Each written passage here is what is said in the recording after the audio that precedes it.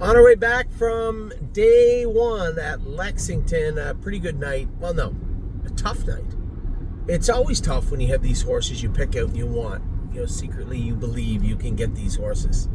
Some of them we really thought we'd have shot at. Other ones we were just kind of pie in the sky, right?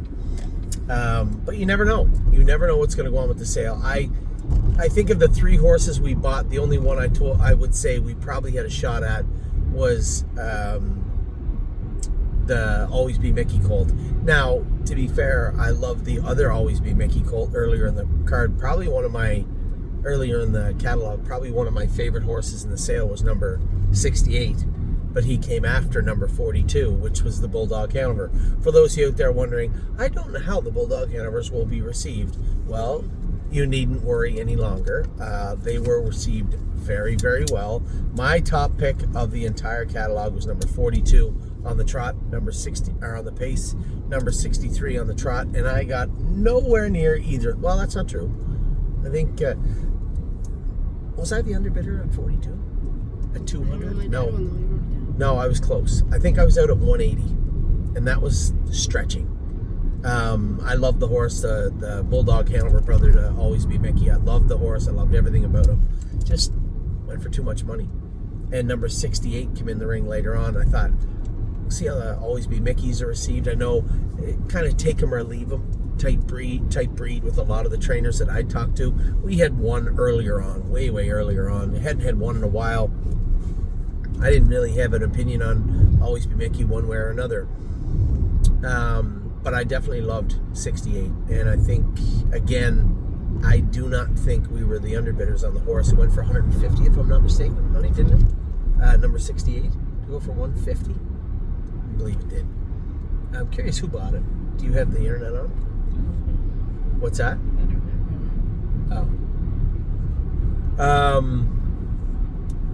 So those are two horses I wanted. There was a host of horses. I give you a list of 20 that I loved. Now, oddly enough, I tell you guys all the time, you have to sit there and be patient. Now, I don't think I got my hand even up. How much? 150. Who bought it? Hudson Stanford. Who? Hudson Stanford. Mark Stacy. Congratulations, Mark. I really like that horse. So I tell you guys all the time, you have to be patient. And I think the first time I even raised my hand, I think that was the first horse I even raised my hand at, wasn't it? Number 36? So, yeah. I never even got my hand up the whole evening.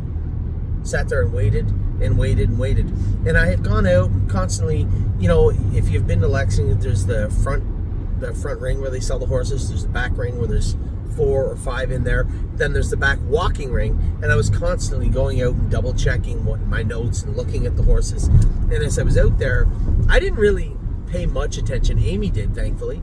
I didn't pay much attention to the Walner out of Ariana G. Now, great story. I liked the horse. I said he was a big colt. Amy had noticed a lot more about him, had a lot of notes written about the horse. And when he was walking in the back, I really liked him. I said, it's Ariana G's colt. Now I got looking closer. There's been 4 out of that foal. Now the brother won at 53 the other day at Lexington, which is good. But still, all the Walners, we had said this in the broadcast too, they can't all go for 6 figures. There has to be some horses kind of fall through the cracks. And when you have Ariana G, no matter how good she was, I don't care if she made $2.5 million, which she did, and was the best horse in the world, eventually people just stop looking super close. It's a little unfair because you still have a world champion. The stud fee on Walner is $50,000. The horse goes in the ring. Nothing wrong with the horse. Goes in the ring and stalls at 40. Somebody bids for. I bid 45. Somebody bid 42.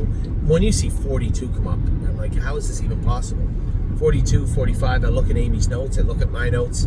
I bid 45. Somebody bids 47. I look at the guy and I said 48. Now you would never see somebody take $1,000 bid on day one. It just wouldn't happen. They put up 50.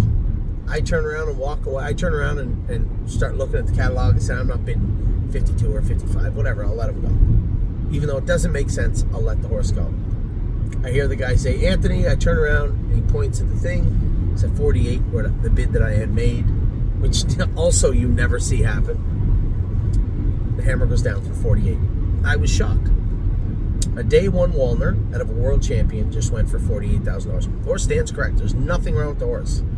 We went and did a full video of the horse for HRU after, and I'll do a full video of the horse for you tomorrow also.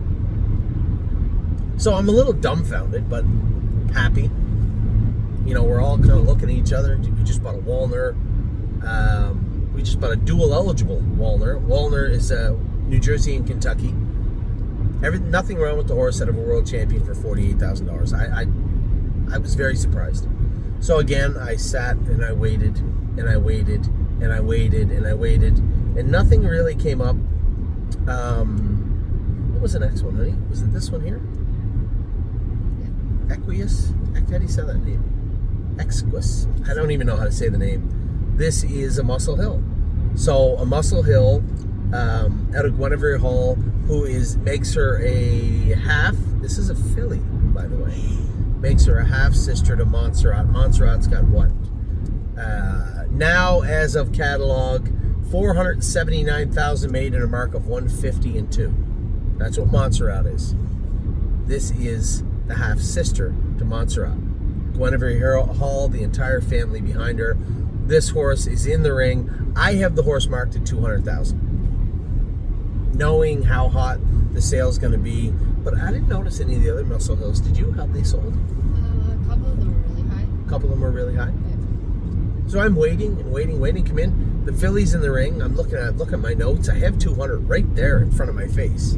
Beautiful filly, nice video, nice gait. Jeez. I'm waiting. I get in at 95. Somebody bids 100. I'm like, all right. Somebody bids 105. I bid 110. Now we're down to 5. So at some point it's going to stop. I bid 110. Somebody bids 115. I think my last bid was going to be that 120. And that's exactly what it was. $120,000.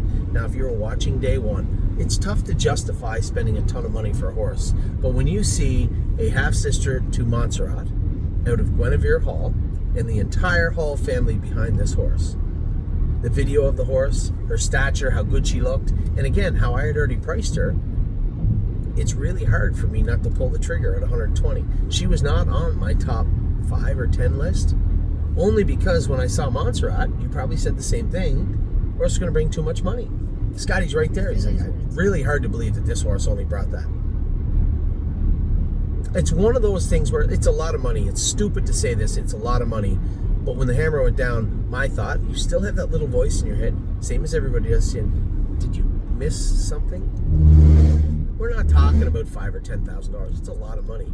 But when you look at the entire day one catalog results, and you look at the prices, and you look at the pedigrees, and you look at the horse, put your thumb over the number of 120 and tell me what that horse brings. And it's a lot more than that.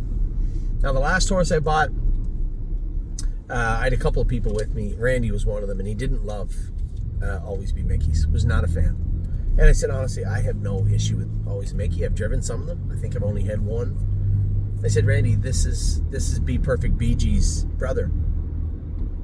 And Be Perfect BG was also sold in full, so they didn't love the pedigree. You have JK Anavanera and a whole bunch of other really, really good horses on the page right now. But that isn't the current talent. The current talent is, listen, I love Perfect Thought. I think she's a very, very good filly. I think she's one of the best fillies in the entire 2-year-old filly division. But I have to call a spade, and Be Perfect BG gave it to her twice in New Jersey, and there was nothing she could do about it. I think she was a winner of 150 Be Perfect BG? 150 and 1, 5 wins and $121,000 made, only because she wasn't eligible to anything else. Nobody made her eligible to anything else. Paid her into the New Jersey Sires, and that's it. And she won them quite handily. So undefeated, 5 wins, a mark of 150 and 1 as a 2-year-old. This is the half brother. Pretty current. And lots of pedigree behind this horse also. Now, to be fair, I wasn't surprised. Knowing that people felt that way about, what did I mark it as? Oh, I didn't mark a price on this horse. Knowing that there was some people that it was kind of love them or hate them type relationship with with Always Be Mickey. I didn't really know what to think, and I honestly probably thought 35,000. So this horse probably went for exactly what we thought it would go for, but for no particular reason. No, this is the best way. This is the best way to go. Maybe not that there's a green light going straight, I guess now, but that is always the best way. What's that, honey? I'm not going to argue with you. It doesn't matter. We're going here now. All this was great. It was tough to watch all the horses that I liked and wanted and I priced just get blown out of the water. But that's the sale, right? You don't get that option. I'm sitting there watching. I get 2 or 3 messages. Another one come in. I pick up my phone. Allure was a winner in 154 and 1 tonight. New lifetime mark. You know, it's not often that you can buy a horse at a discounted price and take them to Mohawk, right? Very difficult thing to do. We've tried it with scattered results, but I figured that this filly fit perfectly. I did not think she'd win that handily in 54 and 1. James said she was great, looked great, trotted great, a little bumpy down the lane. Maybe just needs a little vet work. Maybe she was touching somewhere. I'm not really sure. Harry will probably let me know tomorrow. But still, 54 and 1, 28 and 3 on the end of it. Left, and then again had enough steam in the engine to get down 28 and 3 down the lane to win the race. Just looked very, very good doing it. So a great night, top to bottom. We had one horse that was in to go, a winner in Allure. We had an entire sale catalog, day 1 Lexington in front of us. We didn't get everything we wanted. I knew we'd get the Pacing Colt. I figured we would. I mentioned him in the video to you guys. I just thought that Ariana G's Colt was off limits, so I didn't really mention the horse. No, it's right down here, babe. In my pre-sale video, and I think 78. To be honest, you and I talked about this horse, the 76 or 78 horse. You and I talked about one more. About this horse. I priced the horse expensive, but again, when you're looking at a Muscle Hill dual eligible filly, who's a sister to a champion, it's really hard to take one spot away. There's so many quality pedigrees that I thought we had a shot at tonight, and we didn't. It certainly doesn't take away from the ones we got. Number 78, I'm not even going to pronounce the name. It's a weird name. Horse looks amazing. And this is the half-sister, dual-eligible half-sister to Montserrat. We got the 5th foal out of Ariana G, and somebody said, well, first 4 foals weren't that great. I know the one went in 53 the other day, but certainly not Ariana G quality. And I said, well, to be fair, I'm pretty sure that Moneymaker took 7 to get to international money. You keep buying Walners and well-bred horses out of world champions, eventually you're going to get a nice horse. So it's pretty hard for me to not be excited and happy with what we did tonight. I think we did a pretty good job. We had a great looking Walner out of Ariana G. We got a dual eligible Muscle Hill filly, sister to Montserrat out of world champion Guinevere Hall. And then we got what looks to me to be a perfect little bucket horse in what's wrong, honey? A sprinkler on? Perfect little bucket horse in Deadline, the Always Be Mickey, also dual eligible, Always Be Mickey brother to Be Perfect BG. So that's what we did tonight. Got a race, a winner at the races, and I think we hit, I don't want to say 3 home runs, but I think we did pretty good at the sale tonight. Onward and upward. We got tomorrow, and I am going to bring an update to everybody about what's going on tomorrow. A lot of horses. This is a big day tomorrow. Don't kid yourself. There's not going to be any. There's going to be a lot of fastballs thrown tomorrow also. A lot of big numbers thrown up tomorrow. But with a bigger day and more numbers, more work to be done. Try to find some creases in the sale. We're going to do that tomorrow. So have a wonderful rest of your night, all 37 minutes of it. I will be talking to you guys soon. Oh, that's why you didn't want to spread. Who cares? You might have heard that. That was a sprinkler. I hope you guys are following along and had a good time. It was a great night in Lexington. We'll talk to you all very soon. Take care, everybody.